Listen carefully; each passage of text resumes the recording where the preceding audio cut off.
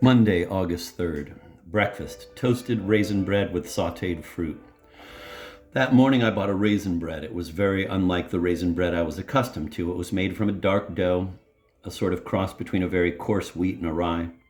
The raisins were plump, but the loaf wasn't rolled with cinnamon and sugar like our raisin bread. I cut thin slices to lie under the broiler for toast.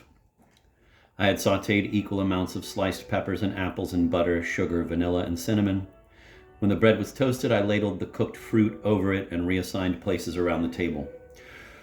Mackie and Rory taking over the vacancies left by Madeline and Helmut.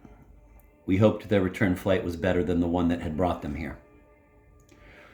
Letty's daughter, Agnes, was arriving from London the next evening. She would be celebrating her 30th birthday with us the following Monday. It was another excuse for a feast. Letty and I discussed the different possibilities for a menu, finally settling on duck breast and a sauce of creme de cassis. I'll even do a chartreuse of vegetables, I offered. A chartreuse of vegetables is a freestanding crown of 9 vegetables, invented by the chartreuse monks, who were vegetarians.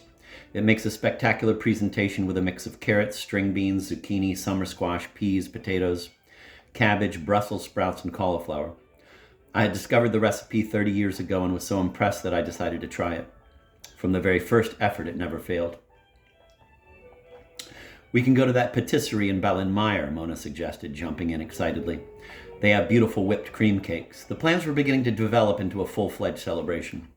Jack had the idea of making crowns of laurel with florist's wire and construction paper leaves, and we made the necessity of obtaining the materials an excuse for a trip into Tours. Rory and Mackie joined Jack and me. Rory had discovered the existence of a cyber cafe in Tours while surfing his computer at home, and he and Mackie were anxious to check it out. Later that afternoon, we all met for a drink before the train ride home.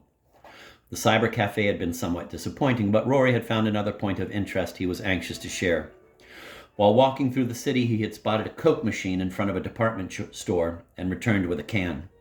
The conversation, though not verbatim, went something like this. Hey guys, this can of Coke was only 10 francs and I got 14 ounces. But did you know when we buy a bottle of it in the cafe in 7 years, you only get 12 ounces and it's 13 francs. And at the train station, you can get a can, but it's 12 francs. We should stock up on cans from the machine at the department store. We could save a fortune.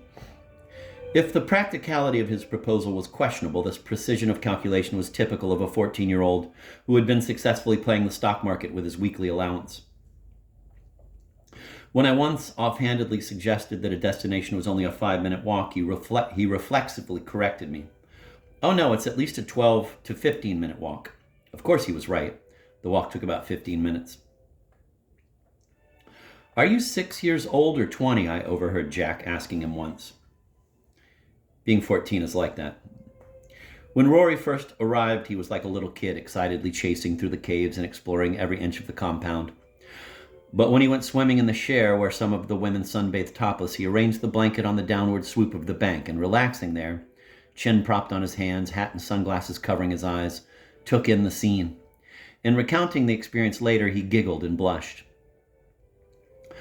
The French revere breasts so much they even named a town after one of them, I told him. Brest, it's somewhere on the coast, I think. He, of course, thought I was a lunatic. His affection for his parents was remarkable and, in retrospect, completely unlike my own adolescence. One afternoon, I came across him and his father in the living room. The two of them were reading together. Rory leaning on Mackie's shoulder, engrossed in a book, looking completely secure and happy. I envied the closeness of a relationship I had never known as a son and would never know as a father. Back at the house that afternoon, Jack set everyone about the task of making the paper wreaths for the upcoming birthday party. While they cut and snipped and twisted the paper into bright leaves, I began dinner. Dinner. Vegetarian risotto.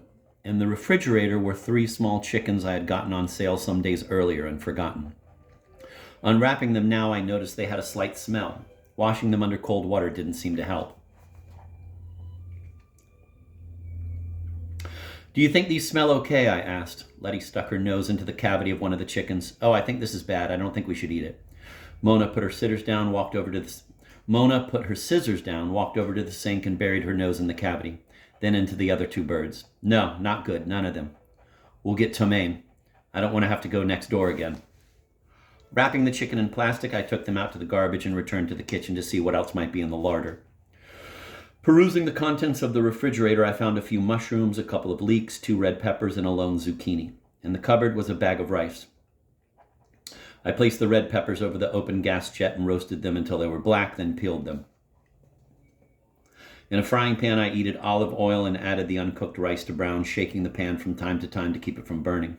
I poured 2 cups of red wine into a pot with 2 cups of water and brought the mix to a boil while I chopped the zucchini, mushrooms, and leeks, 4 red ripe tomatoes, and the peppers. When the rice was browned, I added the vegetables in the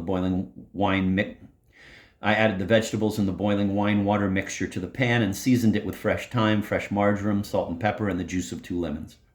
There were bits and pieces of the hard Italian cheese, a couple of soft cheeses that had long since lost their original packaging and names, and a hunk of goat cheese, all of which I ground together in the food processor, then sprinkled over the rice. I covered the mixture and turned it down low for about 15 minutes until the rice was cooked.